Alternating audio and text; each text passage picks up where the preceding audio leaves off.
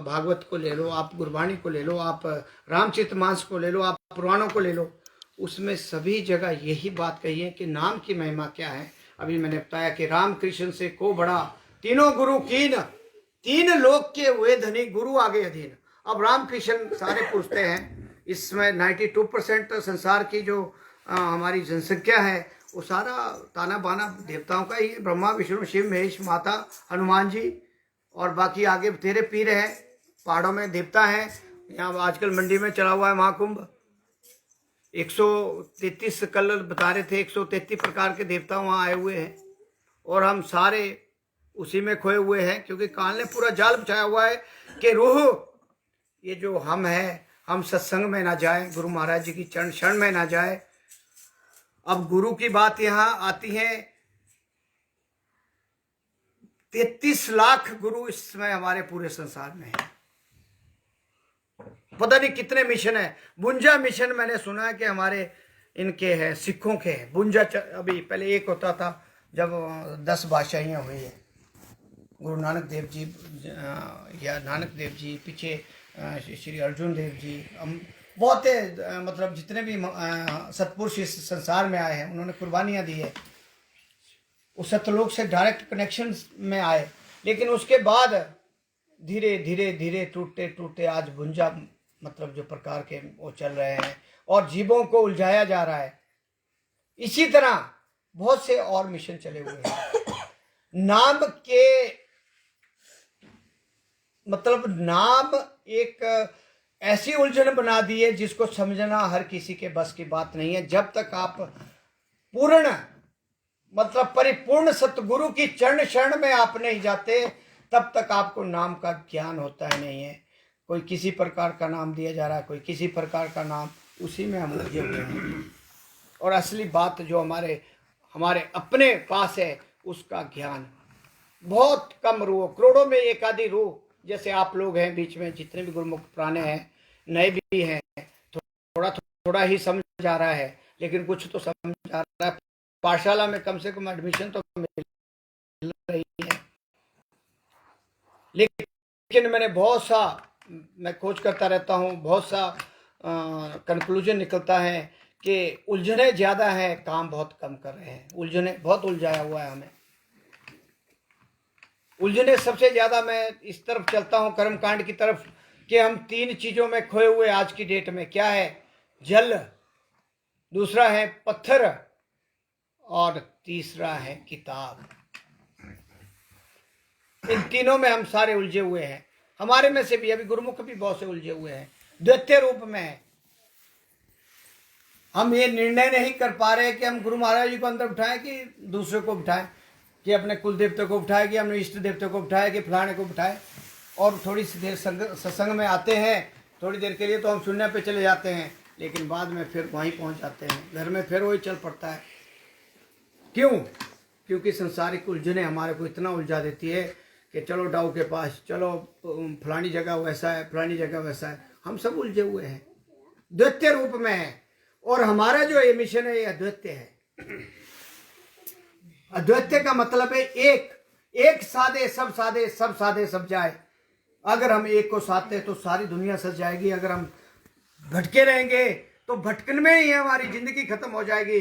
84 लाख का मतलब है 12 करोड़ 40 लाख वर्ष के लिए फिर चले गए हम पीछे। 12 करोड़ 40 लाख वर्ष के बाद फिर आपको थोड़ा सा ये जो हमारा कोई तन मिला हुआ है, और वो पता नहीं हमने कितने की संचित कर्म जो हमने कुकर्म किए, वो कितनी गांठ हमारी बन जाती हैं, और फिर हम फिर से इतने बड़े चक्रव्यूह में पड़ जाते हैं कि इससे निकलना बड़ा मुश्किल काम हो जाता है। और यही कारण है कि हम यहाँ बैठे हैं, नहीं तो हम जाके वहाँ बैठे होते, हम यहाँ थोड़ी बैठे होने थे। लेकिन फिर भी हम सारे सौभाग्यशाली हैं, बहुत भाग्यशाली, जिसमें बोलते हैं करोड़ों में एक आधी रूह में से आप हैं, जो गुरु पूर्ण सतगुरु की चरण शरण में जो साक्षात साकार रूप में परमात्मा के रूप में हमें मिले हैं। अगर आप एक भाव की बात आती है, विभाव की बात चली हुई थी, जितने भजन गाए, हमारा जो भाव है सबसे ज्यादा जरूरी है भाव। दूसरा विश्वास, तीसरा है जो आपको नियम बताए जाते हैं उनमें अडिग रहना, बहुत से उदाहरण दिए जाते हैं, उल्टे सीधे भी दिए जाते हैं। उनसे परे हटके आपने अपने आप को सोचना है कि अगर हम अंदर अंदर बोलते, मन को मंदिर कहा जाता है, अगर अंदर हम गंद डालेंगे, क्या हम आगे बढ़ पाएंगे? क्या गंदगी में हम आगे बढ़ सकते हैं? कभी नहीं बढ़ सकते। तो हमें पहले अंदर को सफाई, अंदर और बाहर की दोनों सफाइयां बड़ी जरूरी हैं। उसके बाद मैल हमारा निकलेगा। उसके लिए हमारे को अभ्यास करना पड़ेगा, जो नाम आपको 2.5 अक्षर का दिया जाता है। अगर हम जाप में ही अपना जीवन व्यतीत कर देंगे, आपकी गुरु महिमा में पूरा विवरण दिया हुआ है, अगर आप पढ़ेंगे तो लगता है बहुत कम पढ़ते हैं, उसमें बहुत कुछ दिया हुआ है। क्या बोलते हैं कि जाप मरे अजपा मरे, अनद भी मर जाए, सूरत समाई शब्द में ताको काल ना खाए। और जो ये माला की बात आती है कि माला क्या चलता है, जैसे भी आपने थोड़ी देर के लिए गुरु महाराज जी को याद किया, जो आप पेंट्री का काम कर रहा है, कोई घास काटने का काम कर रहा है, कोई दूसरे काम कर रहा है, हमारे जैसे ऑफिस में बैठे कंप्यूटर में बैठे हैं काम कर रहे हैं, तो इसके लिए अभ्यास करना बड़ा अति आवश्यक है। और सबसे बड़ी बात यह है कि ये जो हमारा ताना ना, ये सारा जो है थोड़े समय के लिए, आप एक रोल आप हम सब कर रहे हैं। परिवार ने हमारे कुछ नहीं देंगे, ना देवी देवता देंगे।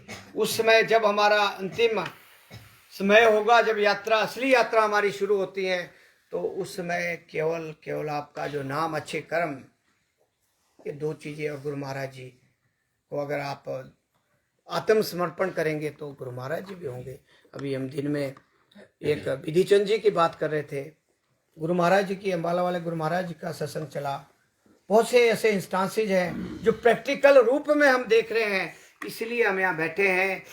और इसलिए आपको जो ये शब्द आ रहे हैं उन्हीं के हैं, मेरे कोई शब्द नहीं है इसमें, कि वो साक्षात रूप में त्रिकालदर्शी संत थे हमारे अम्बाला वाले गुरु महाराज जी। और उनका जिसने भी सानिध्य, जिसको भी पढ़ा होगा, जो साथ रहे होंगे, वो अच्छी तरह इस बात को जानते हैं। तो हमें ऐसे सत्पुरुष मिले हैं और ऐसे हमारे महात्मा जी, महापुरुष लोग मिले हैं, भाई जी आए हुए हैं, जो हर समय जीवों के कल्याण के लिए तत्पर रहते हैं। सारा जीवन, यहाँ तक कि नौकरियों को भी उसमें लगा दिया, बड़ा नुकसान किया अपने जीवन का, लेकिन वो नुकसान और फायदा संसार के लिए, अपने लिए तो काम किया है। तो इस तरह हमें बनना है।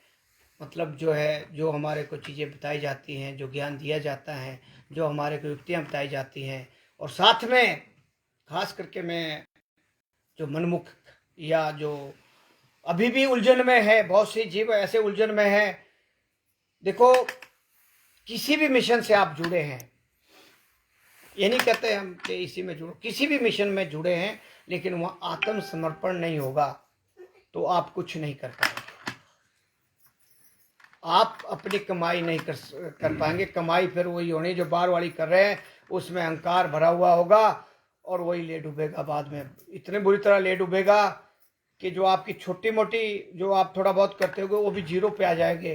फिर तो 4 जंजीरों में बांध के ऐसे रगड़ता है वो काल, कि उसके अगर सीन दिखाने होंगे तो दिखा भी देंगे आपको, बहुत बुरी तरह रगड़ता है वो। और फिर आगे 136 प्रकार के कुंभ, उनका विवरण कभी करेंगे आपको, कि कैसे कैसे जीव, छोटे जीव को जब हम वो बांध के ले जाते हैं, कैसे कैसे वो मतलब वो डालते हैं उबलते हुए पानी में, उबलते हुए खून में, उबलते हुए दरिया में, बिच्छुओं के बीच में, सांपों के बीच में। जब यात्रा हमारी शुरू होती है तो बहुत बुरा हाल होता है।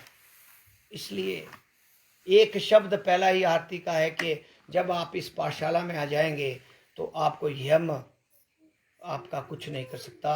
आपका इतना भी विश्वास रखो, अगर आप सात्विक तरीके से थोड़ा बहुत अभ्यास भी करते हैं तो 100% है मेरी खोज के अनुसार कि अगला जीवन आपका मनुष्य का होगा ही होगा। और एकदम से मनुष्य जीवन आना भी, आप मतलब किसी किसी करोड़ों अरबों में जो है एक आधी रूह होती है जो डायरेक्ट एंट्री जो मनुष्य जीव में आएगा अगले जन्म में। क्योंकि दूसरों में बहुत चीज़ें हैं जो निराकार है, उसमें भी बहुत खोज चली है, लेकिन वो इतना ज़्यादा फैला हुआ है कि उसका अंत पाना हमारे बस की बात नहीं है। इसलिए हमें गुरु चरण शरण की बात आती है कि हम गुरु के बिना अगर हम अपने आप चलेंगे तो हमें रास्ता नहीं, हम भटक जाएंगे, कोशिश करेंगे लेकिन भटक जाएंगे, और भटकन ऐसी होगी कि फिर हमारे को फिर 84 लाख के गेड़े में जाना ही पड़ेगा। तो इसलिए हमें, तो मैं आ रहा था कि हम कहाँ खोए हुए हैं द्वितीय रूप में, कि मैंने बताया कि जल क्या है? जल है, आप गंगा में जाते हैं, बहुत से जाते हैं, मेरे ख्याल मैं भी बहुत आया हूँ, गंगा में जाते हैं। फिर आगे आपका त्रिवेणी में 3 नदियों का संगम होता है, एक गुप्त है, वहाँ 2 और वहाँ नहाते हैं हम। फिर आगे महाकुंभ में नहाते हैं। इसी तरह बहुत से तत्तापानी में नहाते हैं, ये पर क्या बोलते हैं यहाँ आपके मारकंडे में नहाने जाते हैं। ये क्या है? पानी का जो हमारा चढ़ा हुआ है, और उसमें हम सेटिस्फाइड हो जाते हैं सारे, कि हम तो स्नान करके आए और हमारे सारे पाप धुल गए, और मन को बड़ा हम मान लेते हैं कि वाकई साफ सफाई हो गई। लेकिन वो सब भ्रम जाल है, हमारा काल का छाया हुआ जाल है, और हमारा भ्रम है, और हम भ्रम में ही जी रहे हैं।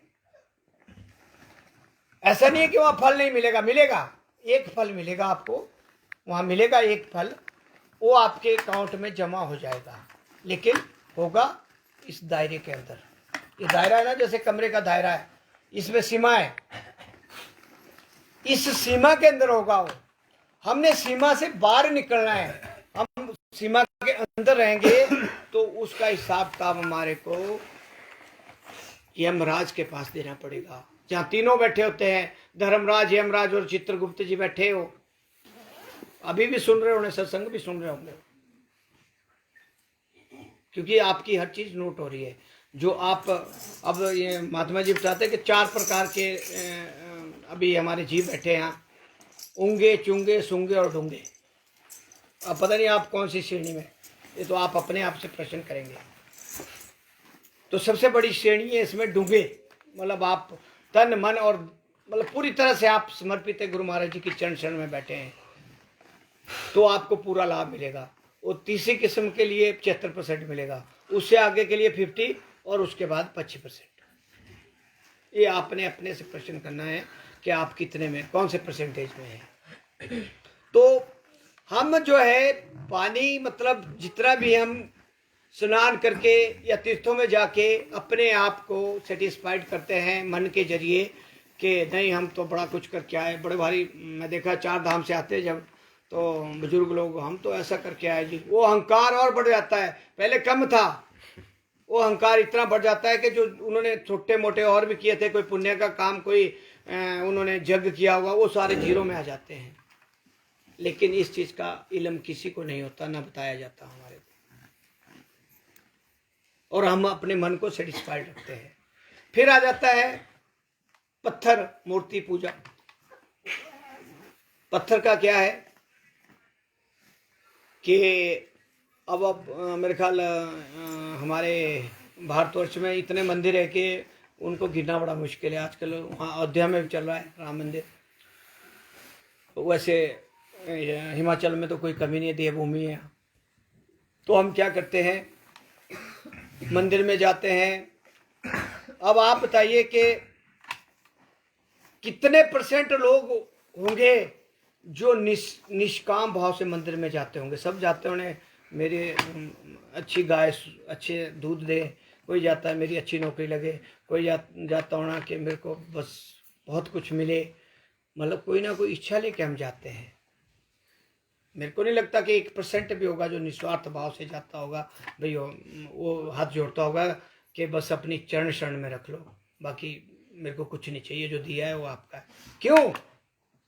क्योंकि मन जो है, मन आपको घुमाता है, और निस्वार्थ भाव में जाने के लिए आपको बड़ा भारी अभ्यास करना पड़ेगा। उसके लिए आपको युक्ति बताई जाती है और उसके लिए साधन बताए जाते हैं। निस्वार्थ भाव बनने के लिए, निष्काम भाव से अगर हम सारा काम शुरू कर दे, घर का बाहर का जो भी करे निस्वार्थ भाव से कर दे, तो आप संत तो ऐसे बन गए।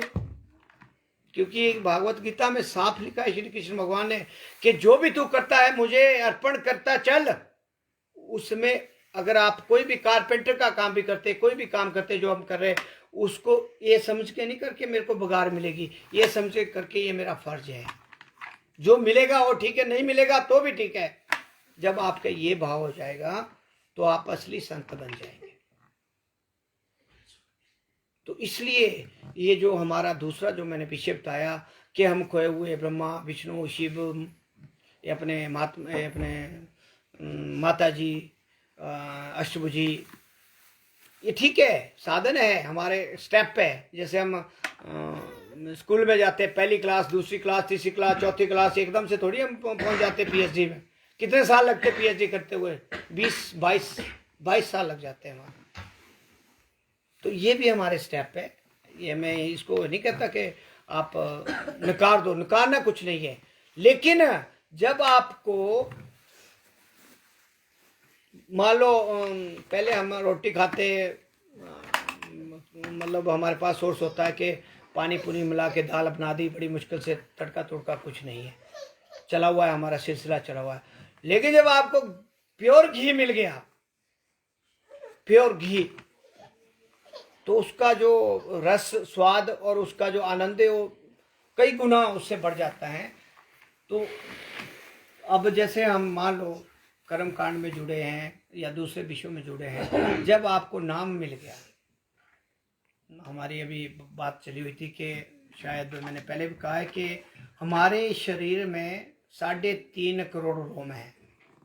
इतने 3.5 करोड़, हर बंदा जितना बैठा हुआ है 3.5 करोड़ बाल होते हैं, उसको रोम कहा जाता है।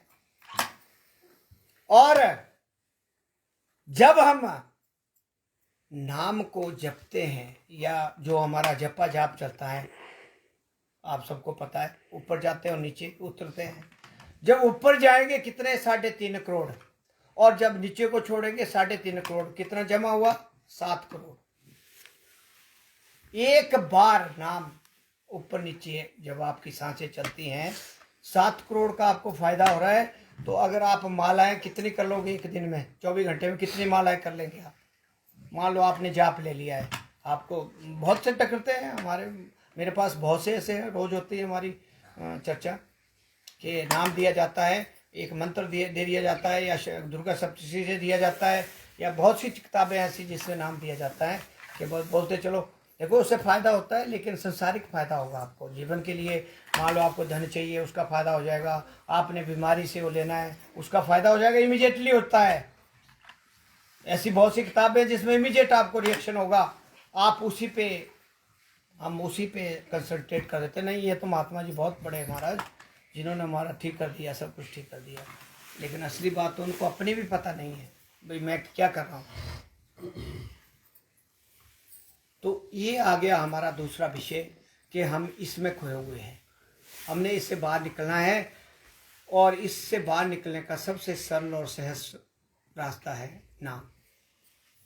और नाम का मतलब है कि आपका जो जिस दिन आपने नाम लिया उस दिन आपका जन्म हुआ है, बाकी पिछला जन्म आपने बिल्कुल खो दिया है, वो बिल्कुल गवा दिया है।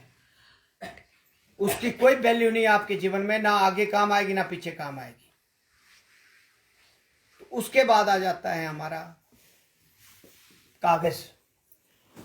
पोथी पढ़ी पढ़ी जगमुआ, पंडित भया ना कोई, 2.5 अक्षर प्रेम के पढ़े सो पंडित हुए। 7वीं में पढ़ा था कभी ये श्लोक, कबीर जी का है। हम इसको ऐसे लेते तो लाइटली, भाई क्या बोलते हैं, प्रेम कई किस्म का होता है। अब हमारे को नहीं था इतना ज्ञान पे ये क्या होता है, ना ही हमने खोज की, ना इसमें मिला कर। तो जो ये 2.5 अक्षर का जो है, ये जो 2.5 अक्षर का जो आपको युक्ति बताई जाती है। अब कोई बोलते जी ये किसने खोज की, कोई बोलता है कुछ, कोई बड़ी चर्चाएं चलती हैं। आपको मैं स्पष्ट शब्दों में कह दूं, जब से सृष्टि बनी है, जब से फूलना चढ़ी है हमारे को सभी को, और उसको काल ने वहां से अपना डेरा लगाया हुआ है, तो उस समय से ये 2.5 अक्षर का नाम चल रहा है। जब से सृष्टि हमारी सृजन हुआ है, ये संसार चला हुआ है, तब से जो है ये जो है हमारा नाम, उस समय से ये 2.5 अक्षर चले हुए, किसी ने पैदा नहीं किए। अब बोलते नहीं कहाँ से पैदा हुआ, क्या हुआ। अगर आप इस चीज़ को मतलब पूरी तरह से आप खोज करोगे तो जब से सृष्टि चली है, इसमें एक थोड़ा सा गैप रखा हुआ है हमारे को छूटने का, बाकी तो सारा बंद कर दिया है, हमारे को कमरे में बंद कर दिया है। देखो चारों तरफ से दीवारें लगी हुई है, लेकिन आपने एक दरवाजा रखा हुआ है। बाकी जगह से हम बाहर जा नहीं सकते, लेकिन दरवाजा रखा हुआ है, यहाँ भी प्रोविजन है बाहर जाने का। ऐसा ही हमारे को प्रोविजन रखा हुआ है सत्यलोक में वापिस जाने का। वो हमारे पर बड़ी कृपा की है, इन संतों ने की हुई है। केवल संतों के पास ही ये भेद है, बाकी दरवाजे किसी के पास चाबी नहीं है, ना ब्रह्मा के पास, ना विष्णु के पास, ना महेश के, किसी भी, जितने भी हमारे तीर्थ व्रत, जितना भी आप भागवत, आप रोज भागवत करा लो पूरे जीवन में, आप अश्वमेध करा लो, जितने मर्जी करा लो, यहाँ तक कि अब आपने बोलना है क्या बोल रहे हैं, मैं अभी ये आपके भीष्म पितामह, अब मैंने खोज की इसकी, भीष्म पितामह की जब डेथ हुई, उनको इच्छा मृत्यु का वरदान था। तो खोज करते करते हम चले गए, श्री कृष्ण जी ने उनको, आपने देखा है सब कुछ, आप सभी जानते होंगे। वसु के पुत्र है ना? नहीं, पुत्र की बात नहीं कर रहा हूँ मैं, पुत्र की बात नहीं कर रहा हूँ मैं, कुछ और विषय में चला हूँ। आप सुने, बाद में प्रश्न करें। मैं आपको मुक्ति की बात कर रहा हूँ, हमारा विषय कुछ और है। तो जब श्री कृष्ण जी के चरणों में उन्होंने विनती की कि मेरी जो इच्छा है आपको सामने देखते हुए भंडे की इच्छा है, तो उस समय श्री कृष्ण जी ने कहा कि मतलब वो वैकुंठ तो दे सकते थे, वैकुंठ लोक के वैकुंठ और स्वर्ग लोक दे सकते थे, उनके दायरे में था, लेकिन उन्होंने कहा कि नहीं आपको, क्योंकि माता जी भी उनको लास्ट में आए, माता जी ने दर्शन दिए और आशीर्वाद दिया, तो श्री कृष्ण ने कहा कि मैं उस लोक से भी आगे के लोक में भेजूंगा, और माता के लोक में आपको जो है मैं भेज रहा हूँ, मतलब उससे ऊपर का लोक है वो। 21 ब्रह्मांडों में से तीसरे चौथे नंबर पे है माता का। तो उनको मुक्ति नहीं मिली, मेरा कहने का भाव है उनको मुक्ति, इतना बड़े महापुरुष होते हुए भी उनको मुक्ति नहीं मिली। क्यों? क्योंकि वो दायरे में रहे, वो दायरे में ही उनका जो है स्वर्गवास हो गया। अब वैकुंठ में कितने दिन तक रहेंगे वो? परमानेंट स्थान तो है नहीं वहाँ, ना माता के लोक में परमानेंट है, क्योंकि महाप्रलय जब होता है तो सब चीज जीरो में आ जाती है, शून्य पे आ जाती है, पानी पानी हो जाता है सारा। केवल हमारी रूहें, ये हमारी रूहें बिल्कुल वैसे रहती है। इसका फिर बड़ा लंबा सत्संग है, वो वहाँ से कैसे सृजन होता है, फिर हमारा दोबारा से हम फिर घूमते और भ्रमित करते करते पता नहीं कितने युग लग जाते हैं हमारे। तो मेरा कहने का ये भाव है कि जो ये ध्रुव, अब आप ध्रुव को ले लो, ध्रुव का विवरण हमारे गुरु महिमा में आता है, दूसरे सारे में आता है, लेकिन उनको भी मुक्ति नहीं मिली है। सप्तऋषि हमारे वो लटके हुए हैं, देवी देवता 80% उनके पुण्य हैं, ब्रह्मा विष्णु शिव, लेकिन उनको 20% के लिए मनुष्य जीवन में आना पड़ेगा अगर उन्होंने मुक्ति चाहिए, नहीं तो लटके हुए ब्रह्मा विष्णु में से आप में से बन सकते हैं। ऐसा नहीं कि आप में से बन सकते हैं, जब महाप्रलय होता है उसके बाद फिर से नया सृजन होता है। तो इसलिए मेरा कहने का भाव ये है कि जो हम ये इसमें कागज हम पोथी पढ़ी जो मैंने बताया कि हम क्या करते हैं कि बड़े बड़े पहले भी आए ऐसे प्रसंग, कबीर जी के टाइम में भी आए कि बड़े बड़े विद्वान हुए जिन्होंने, रावण जैसे, रावण का उदाहरण ले लो आप, रावण को सारा कंठस्थ थे, सारे जितने भी थे, उनसे बड़ा विद्वान हुआ नहीं है, लेकिन नाम नहीं था उनके पास, तो क्या दशा हुई आपने देखी है, नाम नहीं था उनके पास, क्योंकि उनको अच्छा गुरु मिला ही नहीं और चले गए वैसे, पता नहीं कहाँ भटक रहे इस टाइम, उनको मुक्ति नहीं मिली। मुक्ति जो है, मुक्ति का साधन हमारे पास केवल क्या है? नाम। नाम से बगैर हमारी मुक्ति नहीं है। नाम भी, नाम के लिए भी मैं फिर ये बताऊंगा कि इसमें विशेष शब्द है, विशेष शब्द है कि मतलब जो ये सतगुरु, जो पूर्ण सतगुरु है, वो भी भाग्य से मिलते हैं। हम भटके हुए हैं, ऐसा नहीं है कि जैसे अभी मेरे ख्याल इस महफिल में भी ऐसे होंगे जो मेरे ख्याल हमारे डायरेक्ट कनेक्शन में नहीं होंगे गुरु महाराज जी के, और उनको ये भी पता है कि हम कौन सा नाम जप रहे और किस मिशन से हम जुड़े हुए, इसमें और उसमें क्या फर्क है, ये भी मेरे ख्याल समझ आ जाता है इस महफिल में, इस संगम में। क्योंकि जहां से भी आप जिस भी रास्ते से आप चलोगे, अब कई बार हमारा इसमें भी चर्चा होती है कि प्रश्न किए जाते हैं हमारे से, भाई नहीं जी ये तो आप आगे की बात कर रहे हैं, ये आगे की बात हो रही है, वो हो रहा है, सो हो रहा है, कि किताबों में तो ऐसा लिखा हुआ है। किताबें पढ़ने से, अब जैसे मैं किचन की एक किताब ले ली आपने, भाई जी रोटी कैसे बनती है, किताब पढ़ लिया आपने और रट्टा लगा लिया खूब उसमें, लेकिन जब तक आप उसको प्रैक्टिकल रूप में नहीं डालोगे, भाई पहले क्या करना, आटा लेना है, उसमें कितना पानी डालना है, फिर उसको कितनी बार भूनना है, फिर कैसे उसके इंस्ट्रूमेंट चाहिए, जब तक आप प्रैक्टिकली नहीं करोगे तो आपको उसका क्या पता लगेगा कि यह है क्या हो। किताबें पढ़ने से थोड़ी आपको आ जाएगा, आपको प्रैक्टिकल रूप में ढालना पड़ेगा उसको। तो इसलिए जो है, ये जो मैं कहने का मेरा ये भाव है कि जिसको ये समझ आ जाता है, चाहे सत्संग के माध्यम से आए, चाहे आपके रिश्तेदारी के माध्यम से आए, चाहे आपके घर में अपने जो आपके पार्टनर है उनसे समझाए, आपको बच्चों से समझाए, आपको चलते फिरते किसी संत से समझाए, या आपको कहीं सुनने से समझाए, तो उसे समझ लो। नहीं तो खाने पीने और सोने से अगर ज़िंदगी खराब होगी तो बहुत हाल बड़े ख़राब होते हैं। मैंने पीछे बताया था कि एक को अपने जन्म 5 याद थे, एक रूह आई, एक हमारे जैसा ही कोई आया, जब उसको 5 जन्म याद आते थे तो वो मतलब शुरू से ही उसने गुरु महाराज जी की चरण शरण ले ली, कि उसने थोड़े थोड़े बताया कि मैं गधा बना, मैं पिस्सू बना, मैं बिल्ली बना, मैं कुत्ता बना। तो उसने सारी चीज़ जब बताई तो जो जो दशा होती है, एक पिस्सू का बताया कि पिस्सू को ऐसे कहते जैसे होता है ना, यहाँ से उसको ऐसे कर दिया, वो मरा नहीं, पता नहीं कितने समय तक उसको उसी दशा में रहना पड़ा।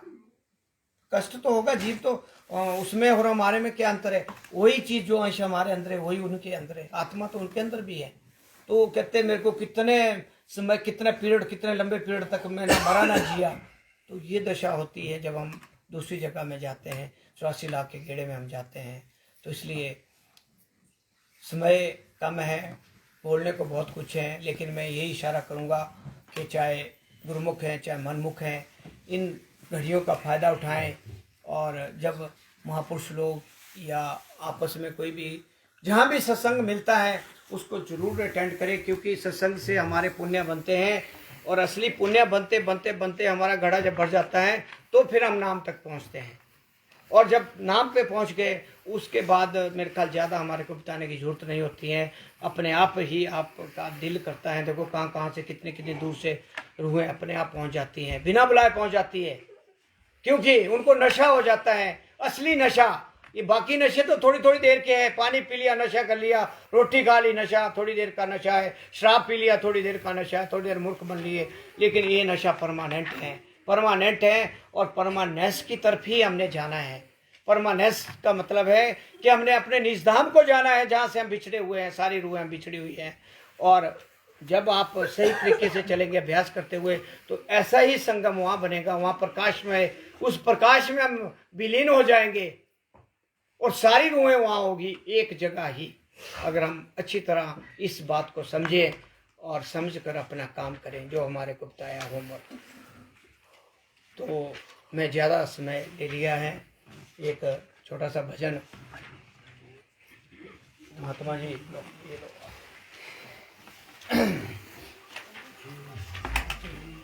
बोलो जयकारा, बोलो मेरे श्री गुरु महाराज की जय। नींद लगी आने थोड़ा जोर से बोलो जयकारा, मेरे श्री गुरु महाराज की जय। बोलो श्री परमहंस दयाल जी महाराज की जय। बोलो नगली निवासी भगवान की जय। बोलो बाला वाले श्री गुरु महाराज की जय। बोलो सारे संतन समाज की जय। बोलो सच्ची सरकार की जय।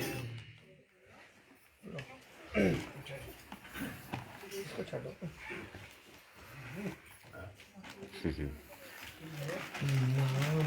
नाम चरण गाओ प्यारे।